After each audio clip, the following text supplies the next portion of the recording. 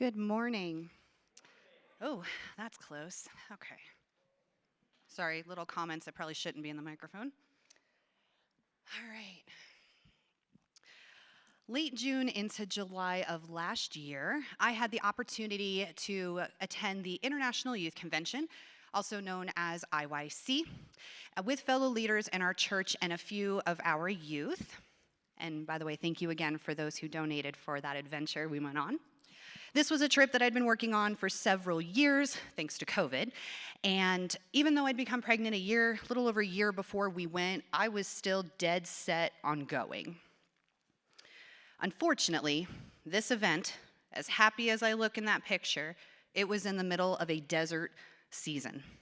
You know, those seasons that are filled with adversity, where you find yourself trying to do things your way.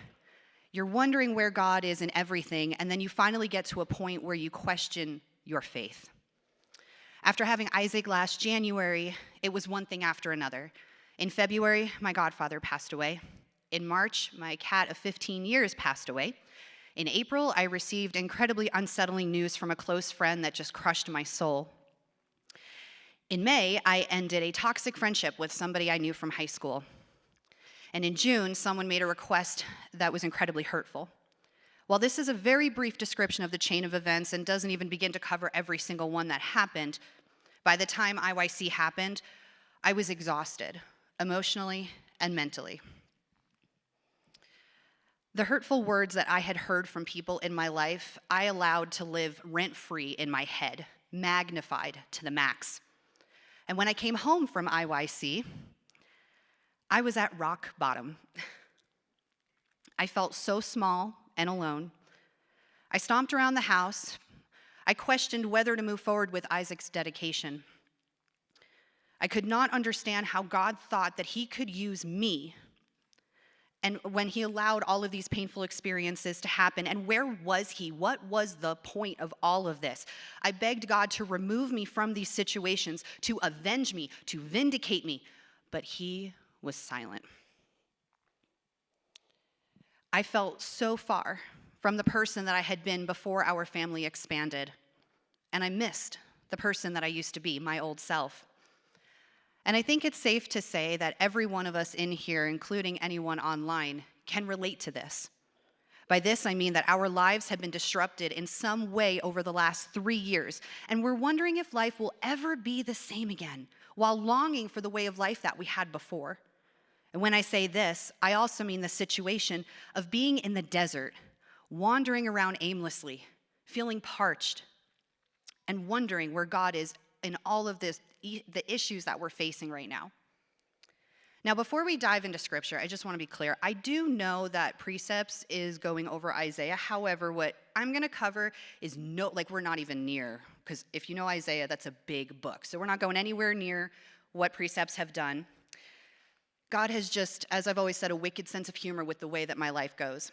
Now, the book of Isaiah is one of a few different prophetic books in the Old Testament that's filled with divine revelation from God that covers the future of Israel, God's chosen people, and the rest of the world. So if you decide to study it, it's a heavy book. Don't take it too lightly. We're going to explore 2 verses, and interestingly enough, these 2 verses were part of an entire group of verses that IYC used as their theme last year. You see, while I was at the lowest and weakest moment of my life, God was working. It just took me until recently to put the pieces together and actually see what he was doing. And so just a little more background about the book of Isaiah. It's grouped in, you can kind of group it into 3 different sections. Chapters 1 to 39 focus on the sin of Israel, what they've done wrong. And at that point, Israel has split into 2 different nations. You've got the northern kingdom and the southern kingdom, so it's a hot mess. Chapters 40 to 55 focus on the hope and restoration for Israel that God has planned for them, as well as the time after exile. And chapters 56 to the end discuss the new heavens and the earth and what they will be like. And today we're going to focus on the hope and restoration section. So Isaiah 43, 18 to 19 says this: "Do not call to mind the former things or ponder things of the past. Behold, I will do something new. Now it will spring forth. Will you be aware of it? I will even make a way, make a roadway in the wilderness, rivers in the desert. In this chapter, God is addressing the Israelites through the prophet Isaiah before they head into exile for their sins and become captives in Babylon. As this chapter begins, God reminds his people that he is the Holy One. He is the creator of Israel. He is their Redeemer. He will vindicate them. He will break the power of those who oppressed them and held them captive. And he reminds them of what he did for them back in Egypt and how he brought them out of slavery. But then God tells us, as we read in verse 18, that he doesn't want them to remember things. So why the switch? It seems a bit counterintuitive. God is wanting the Israelites to realign their hearts because he knows that once they enter into captivity, they're going to look back at the way that life used to be, and they're going to yearn for it. It would be the equivalent to this quote from The Office. If you know The Office, it's the best show ever. This is Andy, and he says, "I wish there was a way to know you're in the good old days before you've actually left them." The Israelites would dream of how life had been for them before they entered into captivity. How David fought and won so many battles for them to capture the promised land that God had promised their forefathers. How Solomon stood up as a great king with such wisdom, and how beautiful the temple was that Solomon built for God. How extravagant the feasts were that they had, and how mighty their people had been as a collective worshiping God. However, the former things of the past for the Israelites were also filled with failures. How they began to worship idols instead of just God. How they had become rebellious to God's laws.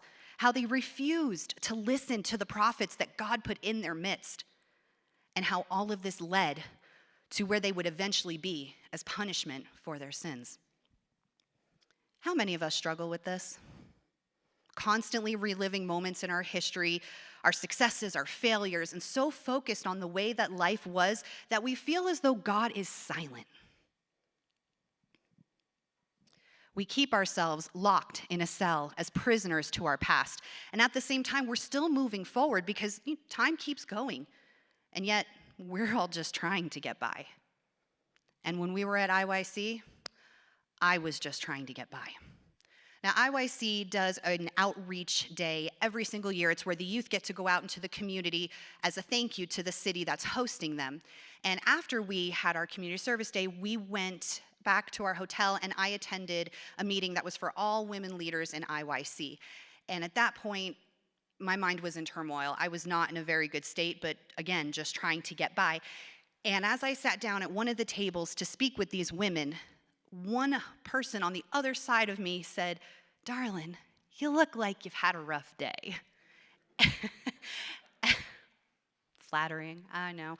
I just kind of sat there and in my head went, well, yeah, it's been a rough few months, but, and I just proceeded to say I'm 5 months postpartum. There's just a lot going on. It's all good. I miss my family. It's no big deal. I'm just pushing everything to the side because for me, this trip was not about me. It was about the kids. I needed to make sure they were taken care of. After the meeting, this particular woman pulled me aside and asked if she could pray for me, which I gladly accepted, and I felt immensely better afterward.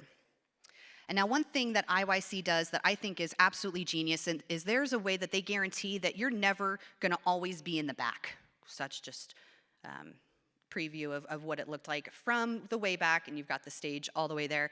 They print out or they make a copy of the whole U.S., and they group sections of the U.S. by color. And so whatever color you are, you get special first access to day 1 or day 2, the morning or the evening, so everybody gets an opportunity to be close to the stage. Well, Saturday morning, as we're preparing, because that was our day, our color was green, by the way. It was not orange. I was so happy. Don't like orange. I don't think I would have gladly worn orange at all. Maybe a Broncos jersey, that would have been close. And that's even pushing it because I'm a Giants fan. But anyway, as I'm getting ready that morning, one of the girls in our room became sick. Or she had kind of started to feel sick, but that morning she said, "Sarah, I don't think it's a good idea. I'm going to stay behind." And then she asked if I could record the speaker. And I didn't think anything of it. I was like, yeah, sure, I'll record him, no big deal. And we go off to this conference, or the session. And as we're there, I will never forget this man's name. His name was Chip Taylor. And I only remember that because I had a thought and I turned to Nicole and I said, "Oh, it's Chocolate Chip Taylor Swift." Like, it was a great way to remember his name, right? You love chocolate chips, love Taylor Swift. It was a great match. And this man, he spoke with such authority and passion, and his message was so powerful. And there was one thing that he said that I absolutely related to in that moment. And he said, when the deserts come and you're looking for God to take you out, a helicopter, not a river. You want God to rescue you instead of going through it. Guys, I was looking for that helicopter. I was down there somewhere in the desert just looking for help. I couldn't relate more to that. Later that day, leaders were given a couple of hours for a break while the youth attended some breakout sessions. And all of us leaders had decided we were going to attend instead of going to sleep and, whatever else we could have possibly done. And within 15 minutes of being in this meeting, we're worshiping. They played that rattle song, and it was the IYC youth band. And these youth killed it. They have my favorite version of that song. Nobody else can top it. But as we're in this meeting, I get a random text message from this woman. And she proceeds to tell me that we had met the day before at the women's meeting, and she's an IYC leader, and she wants to take me out to coffee. And I was like, ooh, coffee. And I went running and met with her, and as we're in line, she said that she just wanted to love on me and spend some time, and had even shared that she had a hard time finding me because she couldn't remember what I had said the day before, like what church I was in. So she spent some time digging through the IYC records to locate me. And as we sat down, she proceeded to explain that she could see the amount of pain that I was in. Now, if a woman can notice that, and anybody else at that table had noticed that, then that means the kids were noticing it. And that was a bit of a reality check. She also informed me that at a prior IYC that she attended, she brought her 6-month-old. And she remembered how hard it had been for her and how nobody had pulled her aside to love on her and remind her that she was doing a great job. And she had felt so alone, and she wanted to make sure that I received that. And I have a picture of the coffee, which I know it probably seems silly, but I didn't want to forget that moment. This is the darkest coffee I've ever drank. Because when we were ordering, I was so shell-shocked that somebody wanted to, buy me coffee that I just said, whatever you're ordering, I don't know. And I got black coffee. So I drank the whole thing. And this picture is a representation of the reminder that even though in my head I was convinced that God was silent, he really wasn't. He was working through someone. And here in Isaiah, God is not silent. He is telling the Israelites what to expect. And in verse 19, he's telling us, or them, that he's going to do something new. Are you even going to be aware of it? Are you even going to know what's going on? Even though God allowed other nations to enslave Israel, he will make those nations pay the ransom price for the redemption of captive Israel.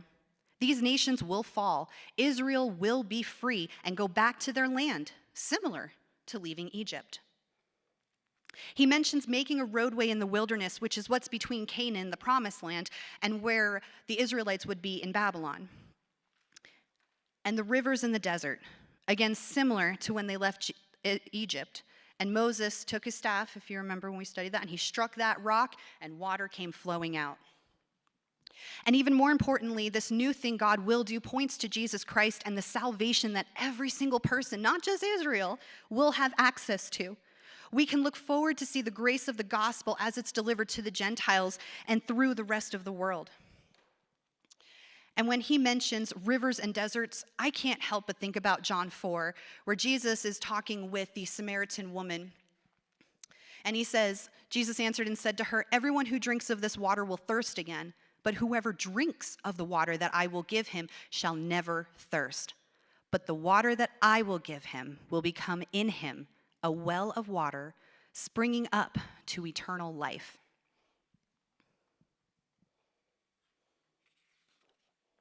After we returned from IYC, I went into hiding.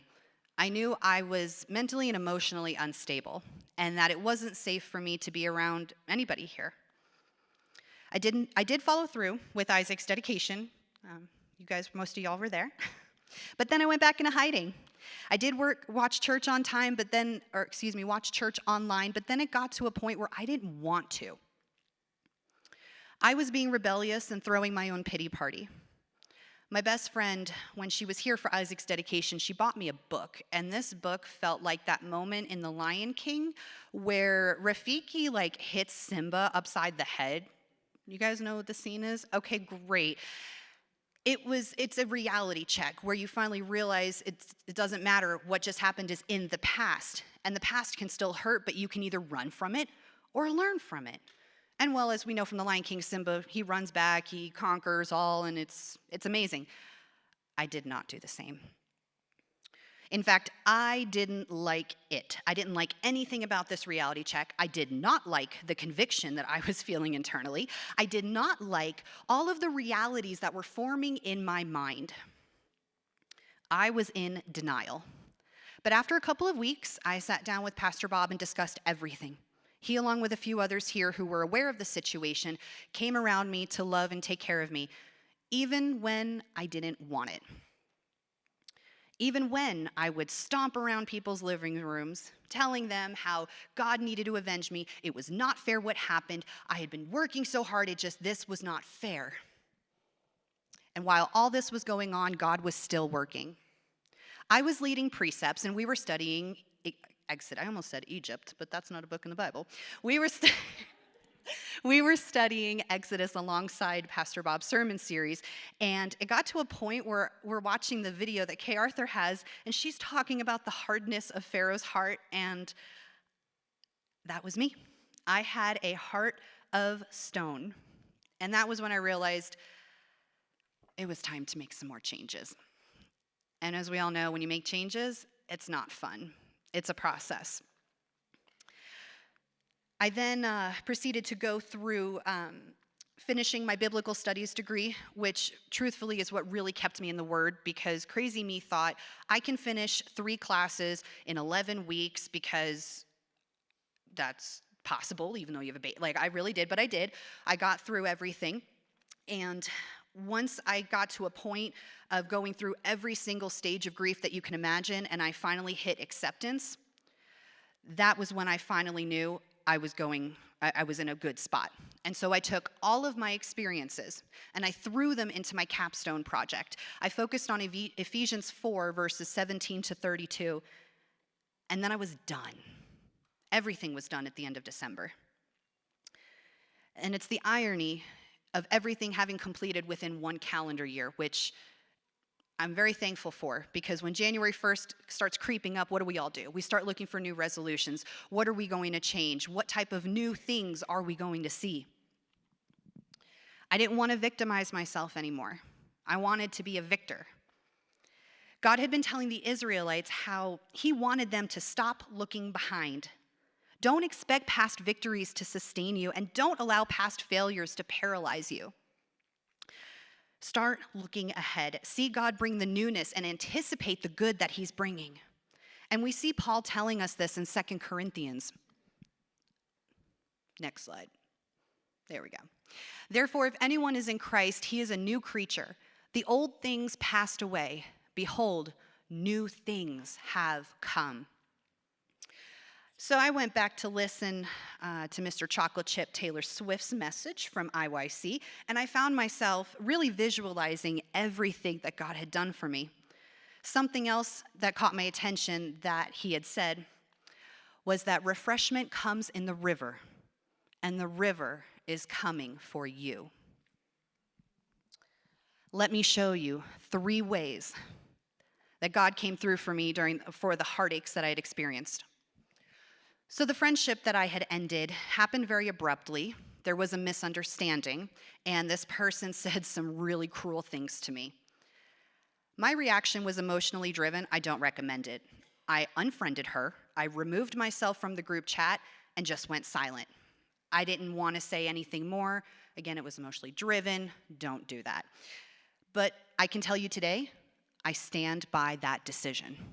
I cannot begin to express the amount of peace and relief that I feel when I open my phone and I do not see a group chat where somebody is complaining about their life.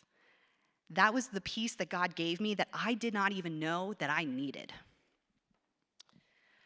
And then Bella. This is a hard pill to swallow.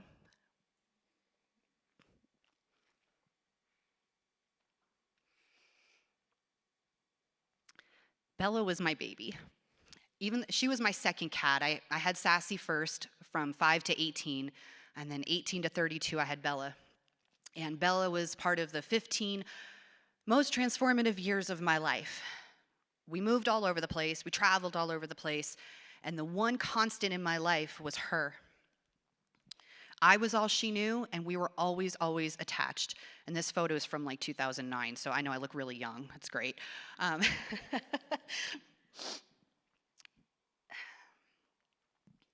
When we came home from the hospital with Isaac, Bella wanted nothing to do with him. And I distinctly remember one time saying to her, Bella, the baby doesn't sleep in our bed because, he's in the bassinet next to me. You're sleeping in my bed, not him. Like, it's okay. There's no reason to be jealous. But I couldn't give her the undivided attention that she had expected, what she had had for her entire life. After Bella was gone, it felt like I had gained a baby to lose a baby. And I know that's not the case, but emotionally, when you lose something like that, it hits a little hard. We adopted a new cat, Eli. We call him our resident crackhead because he has more energy than I know what to do with. And I have a lot of energy, and it's outrageous. But through him, I have been able to see what God has been doing. And so we're going to show you just a short video, and it should appear correctly on the TV here. It kind of blew up on the big ones.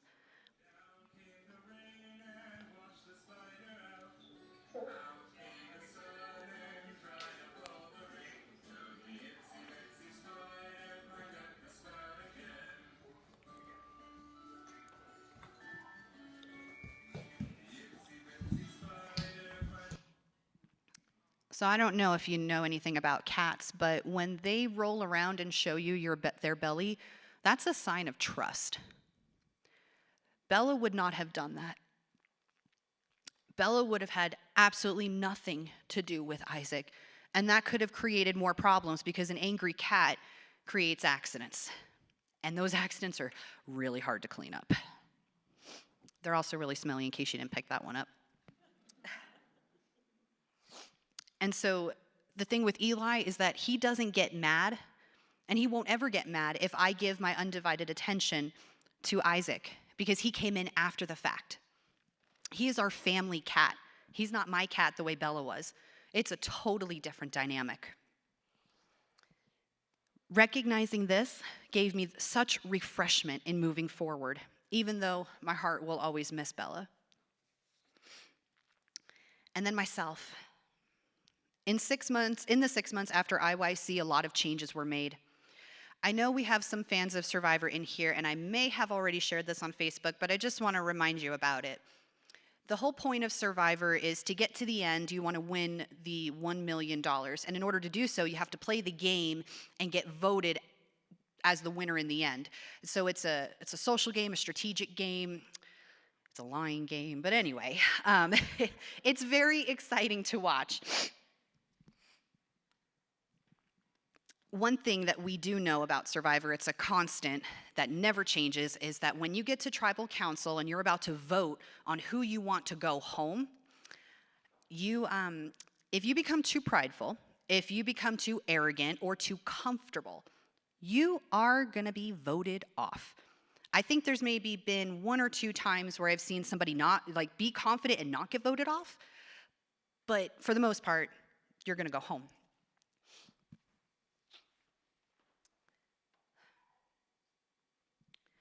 I became too comfortable in what I was doing, to the point where I was not bearing any fruit. For God to do something new, I had to move on from some of the things that I was doing. When January rolled around, I started to feel more like my old self, and in February, Jason pointed out how I was a lot happier. And one of many things I said was that I was really starting to feel like my old self. Today I can stand here and say that even though I said goodbye to some things, A lot of my old habits have come back, and I've found ways to adapt them into the life that I have as a mom. It feels like I'm floating in the river now, the river that I'd been fighting against last year. Mr. Chocolate Chip Taylor Swift was right in that refreshment comes from the river. Even though I spent some time wishing I hadn't gone to IYC, that was exactly where God wanted me to be. Even though it meant that this wouldn't click for several months. In the same way God tells the Israelites to remember the past, we must also remember the past in terms of God's great work on our behalf. We must forsake and forget the past with all of its discouragement and defeat and move on to what God has for us in the future. But let's face it, that's really hard. Some of you have experienced medical issues that seem to be never ending. Some of you have experienced the loss of a friend or a family member. Some of you are feeling helpless as you watch the news every day and wonder what is going on and where is God. And some of your lives have been rattled and you're wishing for the simplicity of life to be the way that it was. I'm sure there's more, but regardless, I want you all to know that you're not alone in the desert. Right now, you may be in the middle of a horrific storm or sandstorm, but God is above all of it.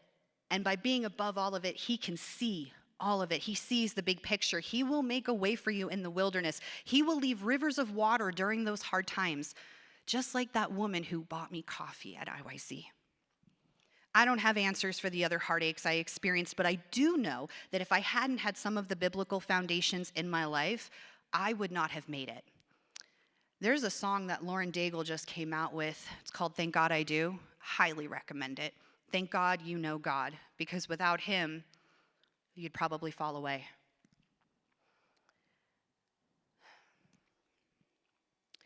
At the time, I had faith that was the size of a mustard seed, and yours might be too, and that's okay.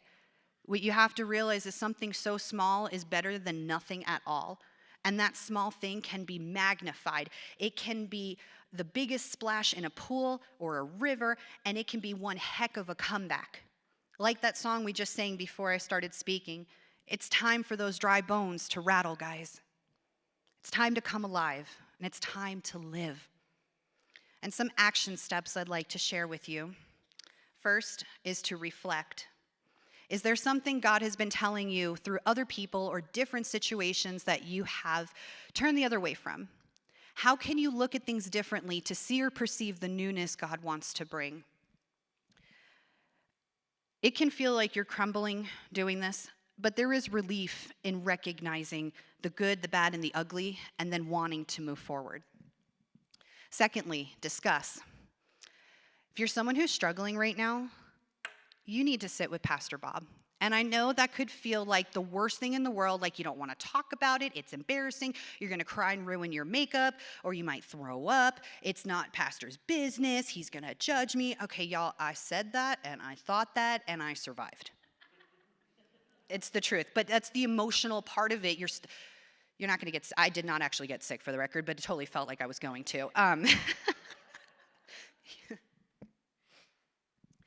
So please, schedule an appointment to sit with Pastor Bob. He will guide you to the right people to help you through this time. And lastly, music. Music is a universal language that speaks to everyone, and if you're listening to secular music, I want you to stop. And I'm not kidding, like this is absolutely serious. The music, even Taylor Swift, I can't believe I'm saying this, it's crap. And yeah, it may make you happy, but guess what? It makes you happy until the song ends, and then you have to start a new song. If you listen to Christian music, like I'm love Way FM, I will always pioneer for them. But when you listen to Christian music all day, when you're driving, when you're doing homework, or if you're cleaning, whatever you're doing, and you're continuously hearing about the goodness of God, guys, that changes everything. Music is powerful. Stop listening to all that nonsense. Please. All you're doing is filling your brain with crap, literally. And yeah, I said that twice. I guess it wouldn't be me if there weren't little moments. So lastly, I want to share one thing that was on my Facebook feed that I captured it a few months ago, and I was like, this is really good. And it just happened to work out. And it says, did you know, an oyster that has not been wounded in any way does not produce pearls? A pearl is a healed wound. Pearls are a product of pain, the result of a foreign or unwanted substance entering the oyster, such as a parasite or a grain of sand. The inside of the inside of an oyster shell is a shiny substance called nacre. When a grain of sand enters, the nacre cells go to work and cover the grain of sand with layers and more layers to protect the defenseless body from the oyster. As a result, a beautiful pearl is formed. The more pearls, the more valuable. God never allows pain without purpose. What if your greatest ministry to others comes out of your greatest hurt or deepest wounds? The hard things we may be going through now are really nothing in comparison to the glory that will be revealed in us later. And that's from Romans 8:17-18. Jesus said we will all have troubles, but may we all shine like pearls. Join us as we worship.